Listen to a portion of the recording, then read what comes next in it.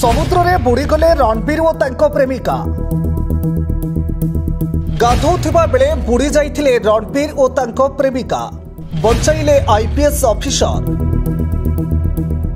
मृत्यु मुखरु अल्पके वर्तीगले लोकप्रिय पॉडकास्ट रणबीर अलाहाबादिया।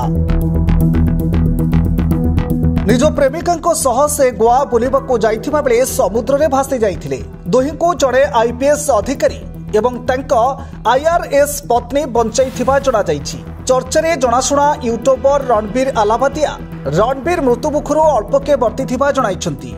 इंस्टारे एक पोस्ट माध्यमरे से कहिछन्ति जे डिसेंबर 24 रे से गोवार एक समुद्र रे बुड़ी जाइथिले। तांको सह तांको प्रेमिका भी थिले। पाटिरे पानी पसिजिबा सह पहरिबा पई आउ शक्ति मिली नथिला। ए समय रे जणे आईपीएस और आईआरएस दंपति दुहे बंची गले।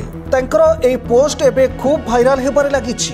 पोस्ट माध्यमरे से आईपीएस अधिकारी एवं तांको आईआरएस पत्नी को धन्यवाद जणाइछन्ति। लोकप्रिय पॉडकास्टर बुधवार दिन एक इंस्टाग्राम पोस्ट रे निज सह घटिथिबा घटना विषय रे लिखि एक पोस्ट शेयर करिथिले। पोस्ट रे तांकर किछि फोटो मध्ये रहिछि।